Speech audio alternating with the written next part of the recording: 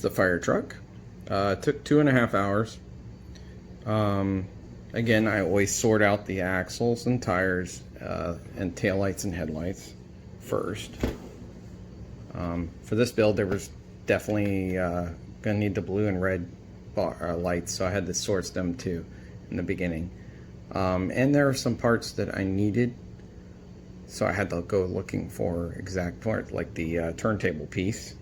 You can see you get 360 degree actuate, and then there's a flat a piece here to make it go up and down, hinge piece with the 4-plate and the 4-plate across the back with the joint plate, and then the same exact plate that I used to up and down the ladder is for the roof for the 2 little crew members inside. I'll just stand these guys out for a minute.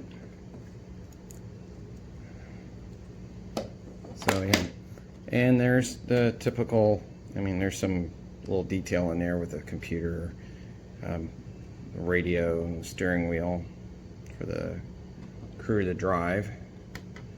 Close that. And I put these on here to keep the ladder from moving, and I gave it a little detail. And here, that's not cooperating too well, but we have the hose for our firemen.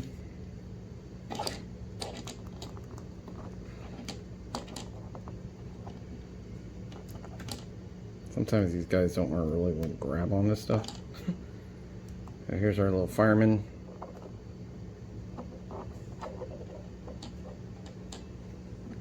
Putting out the fire, and then we have his partner here, maybe with a tool or something. Maybe we have a car on fire or something. But yeah, so I put a lot of detail into these builds, and on these especially, I'll just take the minifigs out away for a second. I like to do a lot of these larger builds require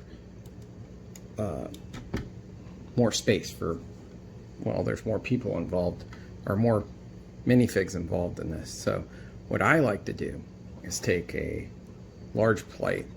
I don't exactly remember what size plates these are, but it's a larger plate than the 4s. It's actually 2 plates out from each side, 2 pegs out on each side from a 4-peg.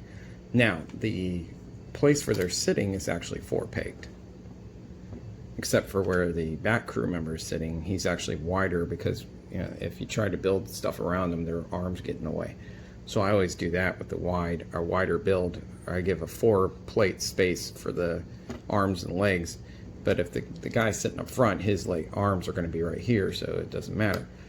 But then what I do is I raise it up. There's a 4 flat plate, single peg wide on both sides, and then a 4 peg up front, and then I layer it so I can put the grill in. And 3 flat plates equals 1 large, 1 block. So I always go for that to give it more detail. Like, you know, you have the black strips running through, and I try to keep that continuity as best as I can. Here it didn't go too well, but most of the time, like, here's some extra detail for maybe plugging the hoses in. I really don't know. The same runs alongside here. We actually have a little switch for the water and some gauges to turn the water on and off.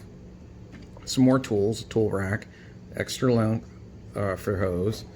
And the bumper actually is spaced like a real industrial size, like a real industrial bumper would look on something like this. So yeah, that's the build in general.